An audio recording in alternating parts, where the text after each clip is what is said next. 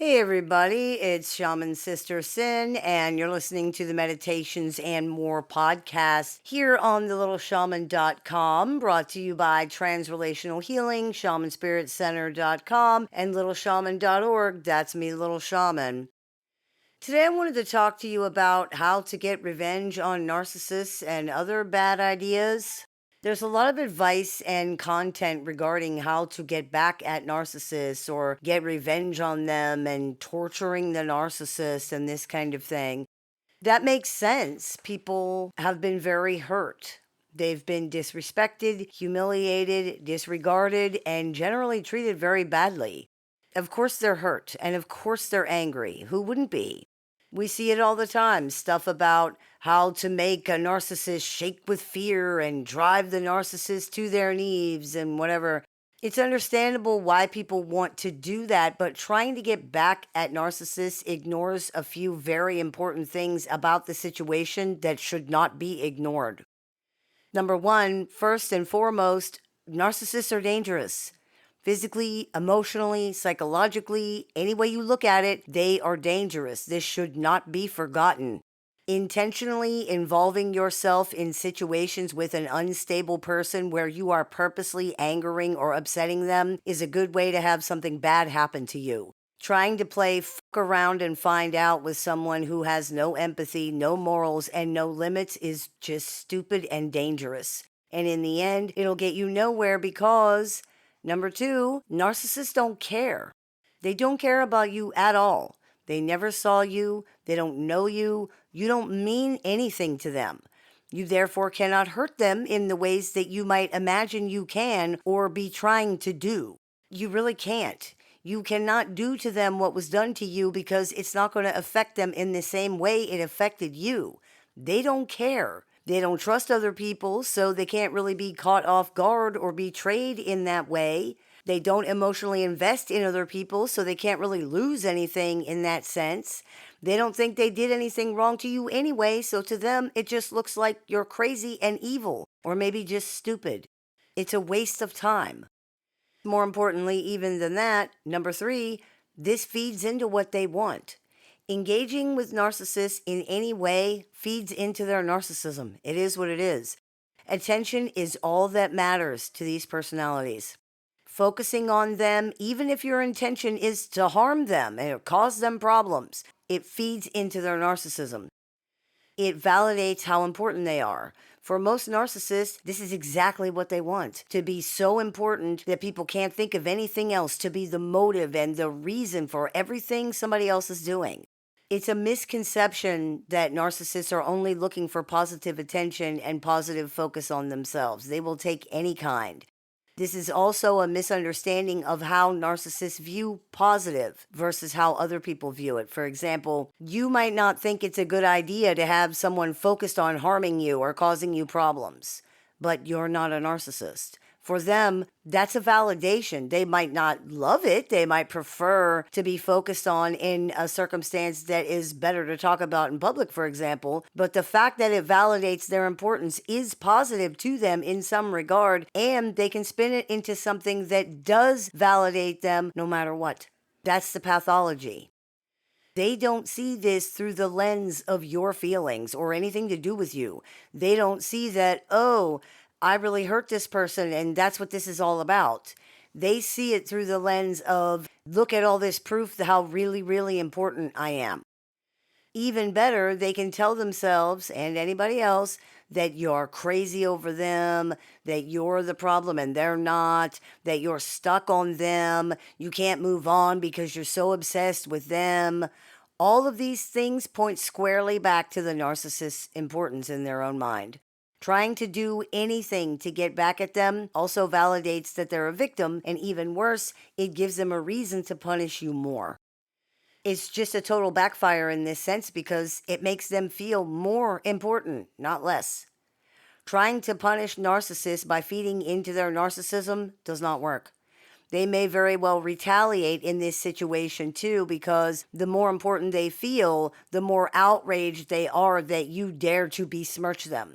Yes, this makes no sense. seeing as how that's the whole reason that they got blown up with their own importance in the situation in the first place, but it doesn't matter. It's still true, and the retaliation for this can be ugly, even dangerous. Number 4, you deserve better. Maybe the narcissist in your life deserves to have revenge exacted on them, but you don't deserve the price that you're going to pay for it. It's not worth it. Not when this person doesn't even care. Not when they can't even understand that it was wrong to do what they did because you're a human being with feelings, but they don't even really get or really care what that means. And not when the game is set up so that no matter how you play it, to play it at all means that you automatically lose because this person gets the same thing out of it no matter what even happens.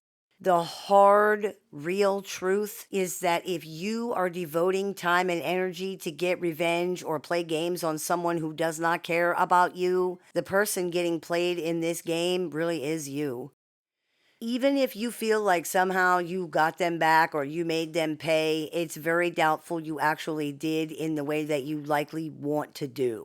Trying to affect narcissists in this way does not work, no matter how you are trying to do it. With love, with hate, with pain, with consequences, it doesn't matter.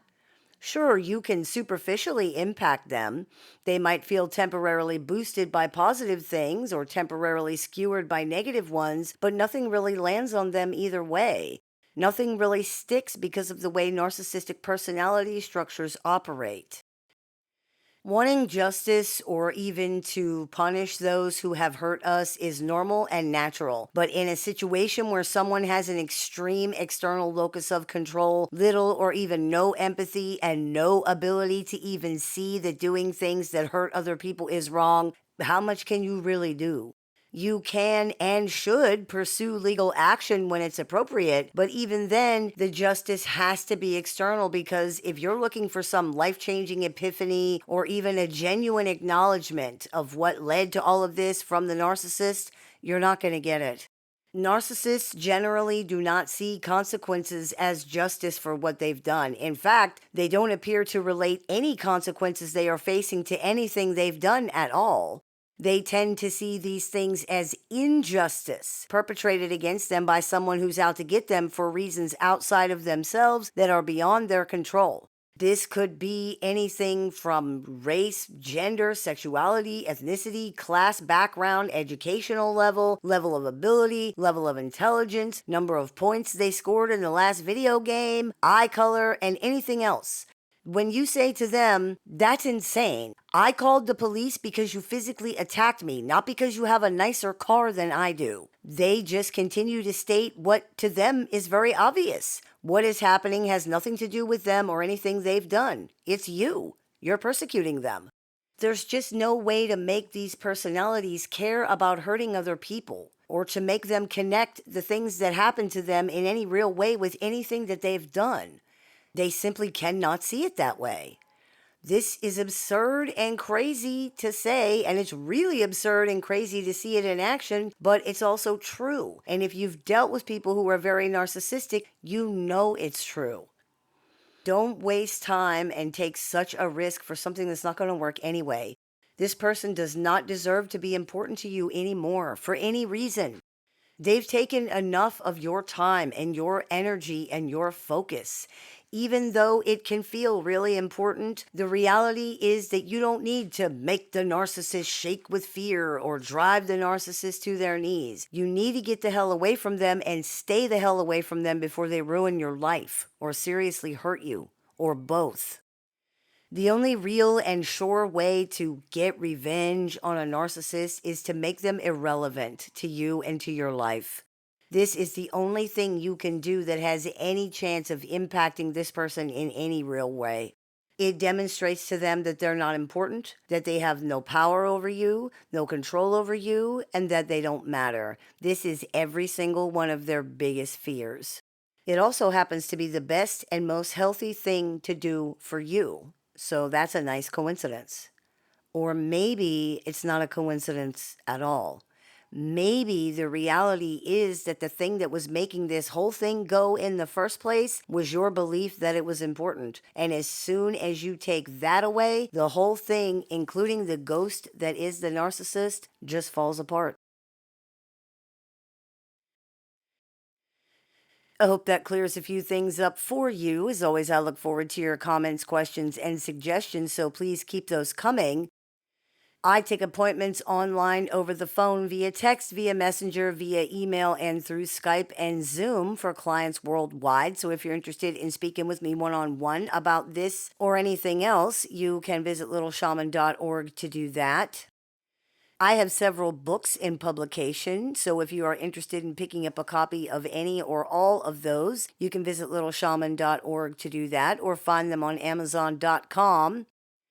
I teach workshops, seminars, and clinics, so if you are interested in seeing what we're offering this month, you can visit littleshaman.org to do that. And if you are interested in joining our support group with access to exclusive content, weekly support meetings, and attendance to all workshops, you can visit littleshaman.org to do that as well. You have been listening to the Meditations and More podcast here on thelittleshaman.com. You just type that in, it'll take you right to the YouTube channel or wherever you find your favorite podcast, brought to you by Transrelational Healing, ShamanSpiritCenter.com, and LittleShaman.org. That's me, Little Shaman.